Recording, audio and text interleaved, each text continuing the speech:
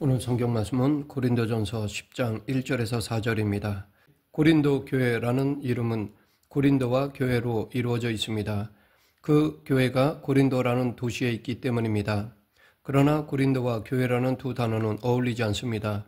왜냐하면 고린도는 당시의 지중해 연안에서 가장 번창했던 항구 도시로서 우상 숭배와 음란이 만연했던 곳이었기 때문입니다.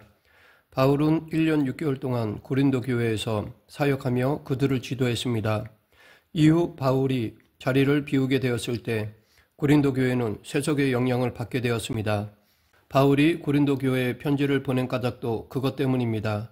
고린도 교회는 신약 성경에 나오는 교회들 중에 가장 문제가 심각한 교회였습니다. 왜냐하면 거룩해야 할 교회가 고린도 도시에 만연했던 우상 숭배와 음란이라는 문제에 걸려 넘어졌기 때문입니다.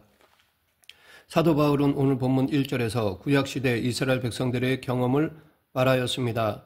여기 우리 조상들이라는 표현에는 구약의 이스라엘 백성들이 유대인의 조상일 뿐 아니라 신약의 이방인 성도들의 믿음의 조상이기도 하다는 의미가 함축되어 있습니다. 즉 구약 이스라엘 백성들의 이야기는 곧 우리를 위한 이야기이기도 하다는 것입니다.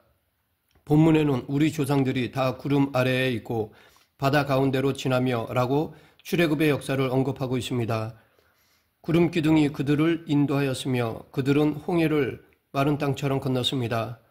2절 모세에게 속하여 다 구름과 바다에서 세례를 받고, 여기에서 사도 바울은 세례에 대해 두 가지를 말하고 있습니다.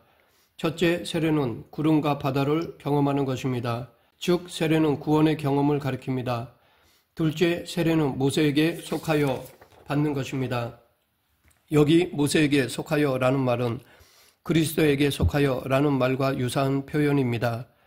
로마서 6장 3절 무릇 그리스도 예수와 합하여 세례를 받은 우리는 그의 죽으심과 합하여 세례를 받는 줄을 알지 못하느냐. 갈라디아서 3장 27절 누구든지 그리스도와 합하기 위하여 세례를 받은 자는 그리스도로 옷 입었느니라.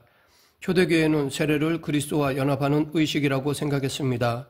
그래서 그들은 그리스도 안에서 세례를 받는다라는 표현을 자주 하였습니다. 바울은 그 표현을 가져와서 구약의 이스라엘 백성들 역시 모세 안으로 세례를 받았다라고 말한 것입니다. 이것은 모세와 연합하여 모세의 지도 안으로 편입되는 것을 뜻합니다. 그렇게 되면 모세가 누렸던 약속을 동일하게 함께 누리게 됩니다.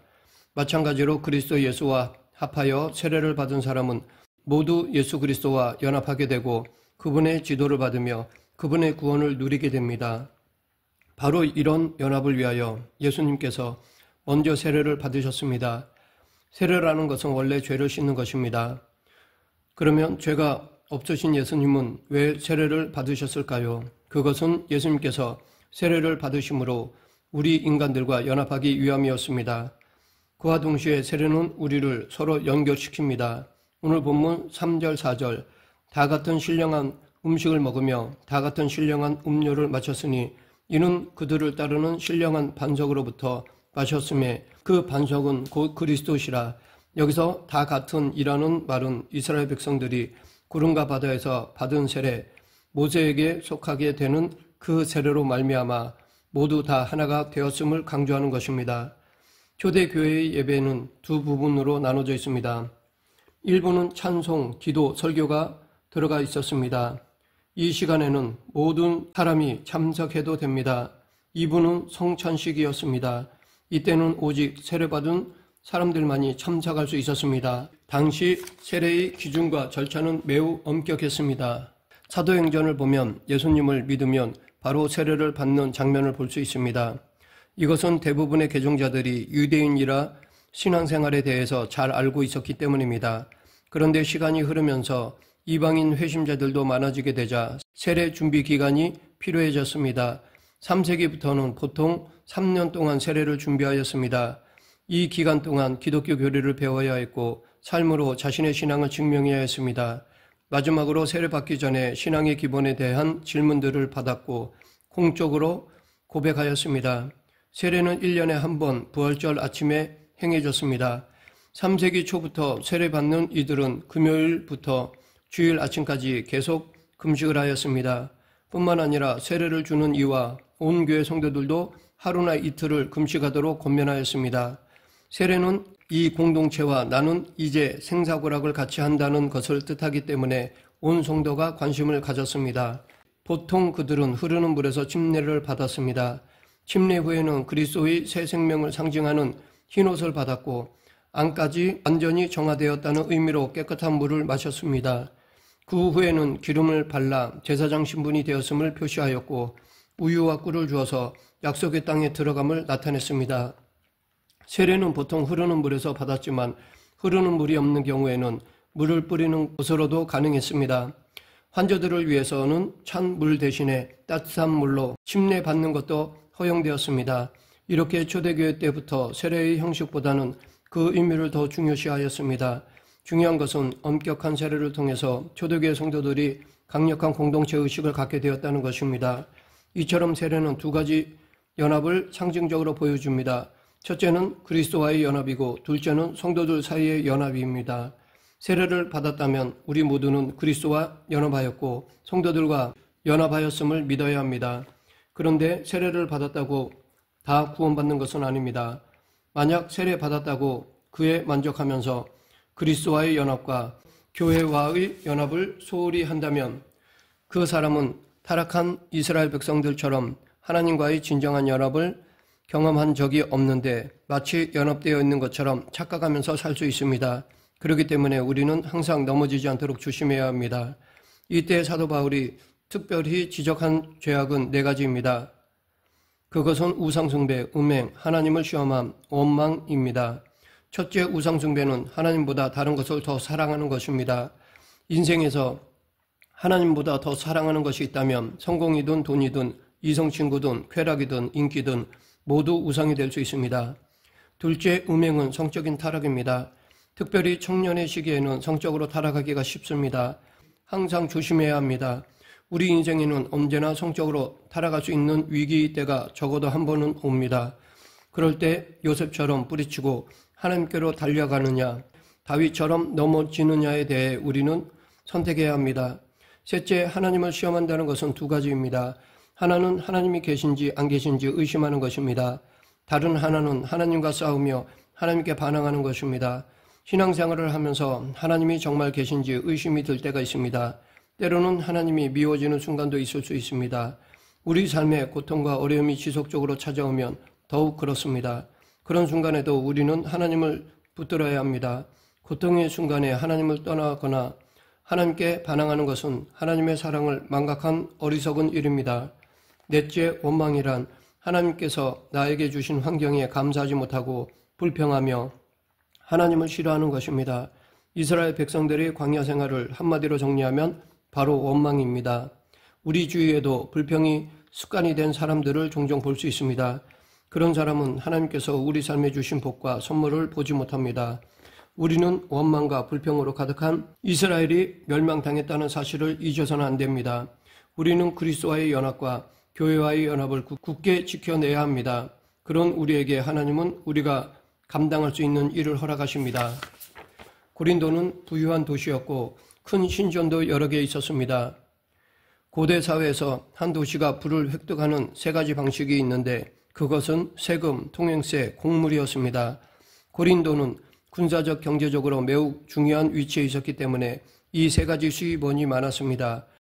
그로 인해 부자들이 많아짐에 따라 빈부격차도 심했습니다. 초대교회에는 아직 예배당이 없었기 때문에 주로 가정집을 예배처소로 사용하였습니다. 그럴 때 주로 부유한 성도의 집을 예배처소로 삼게 됩니다.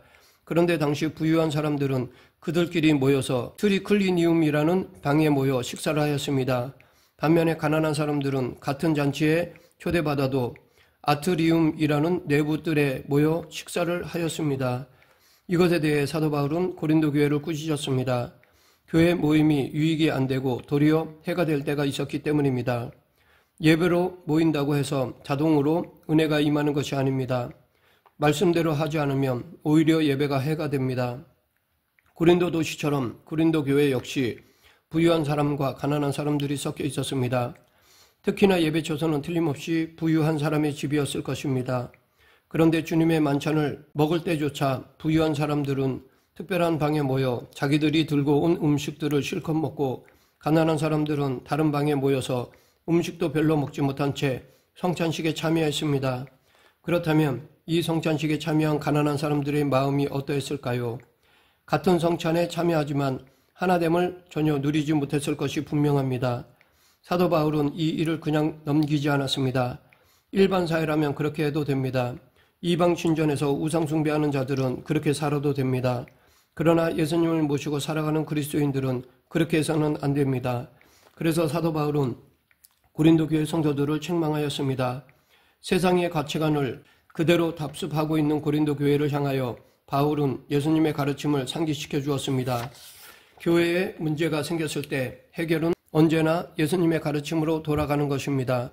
성찬의 의미에 대해 살펴보면, 첫째로 성찬식은 예수님께서 제정하신 것입니다. 세례와 성찬에 큰 공통점이 있다면 바로 이것입니다. 둘째, 성찬식은 유월절의 완성입니다. 예수님께서 성찬식을 제정하신 시간은 예수님이 십자가에 달려 죽으시기 직전입니다. 그때는 이스라엘의 유월절 만찬이 있는 날이었습니다. 예수님은 유월절을 연상시키신 분이십니다. 그래서 성찬식을 제정하심으로써 유월절의 참된 의미를 알려주셨습니다. 유월절의 의미가 무엇입니까? 하나님께서 어린 양의 피로 우리를 구원하신다는 것입니다. 이제 하나님의 온전한 양이 되신 예수 그리스도께서 유월절 희생이 되심으로 우리를 구원하셨습니다. 셋째, 성찬식은 새 언약을 제정하시는 의식입니다. 언약이란 하나님과 우리를 하나로 묶는 끈입니다. 성찬식을 통해서 우리는 예수님과 연합하게 됩니다. 넷째, 성찬식은 교회 지체들을 하나로 묶는 의식입니다. 이 성찬식에 참여하는 모든 이들은 예수 그리스도의 몸인 교회에 접붙여져 하나가 됩니다. 예수 그리스도와 연합하고 지체들과 연합하는 그 연합이 성찬의 가장 중요한 의미입니다. 그런데 고린도 교회는 예수님께서 사랑하셔서 자기 몸과 피를 주신 지체들을 사랑으로 배려하지 못함으로써 예수님의 뜻을 거슬렀습니다. 그들은 빈부격차에 따른 사회 간섭을 성찬식에 그대로 도입함으로써 예수님의 몸과 피에 대하여 죄를 짓게 되었습니다. 이렇게 예수님과 연합하지 않고 성찬식에 참여하면 죄가 됩니다. 교회 지체들과 하나됨을 무시하고 성찬식에 참여하는 것 또한 죄가 됩니다. 여기서 우리는 신앙생활에서 관계가 얼마나 중요한지를 알게 됩니다. 우리는 보통 신앙생활을 하나님과 수직적인 관계로만 생각하기 쉽습니다. 물론 하나님을 믿는 것이 신앙의 근본입니다. 그러나 하나님을 믿는 사람은 반드시 교회에 속하게 되며 교회 지체들과 함께 그리스도의 몸을 세우게 되어 있습니다. 신앙은 이 수평적인 관계가 함께합니다. 아무리 하나님과의 관계가 좋더라도 지체들과 수평적인 관계가 좋지 않다면 그 사람의 경건은 헛된 것입니다. 어쩌면 하나님과의 관계도 잘못되어 있는지도 모릅니다. 말씀을 맺겠습니다. 세례를 통해 우리와 연합하신 그리스도는 결코 우리를 내버려 두지 않으십니다. 언제나 우리와 함께 하시며 우리를 지켜주십니다. 그 은혜를 알 때 우리 마음속에 평안이 옵니다. 어려움과 역경 속에서도 예수님 때문에 인내할 수 있게 되는 것입니다. 예수 그리스도께서 십자가에 달려 몸이 찢기시고 피 흘리신 까닭은 우리로 다 하나가 되어 당신 안에 거하게 하기 위함입니다. 우리 모두 예수 그리스도 안에서 서로 연합을 신실하게 지켜나가길 간절히 축원합니다. 기도하겠습니다. 사랑과 은혜가 풍성하신 하나님 아버지, 예수 그리스도의 사랑의 띠로 하나가 되어 교회의 몸을 이루는 우리 모두가 되게 하여 주시옵소서. 예수님 이름으로 기도드립니다. 아멘.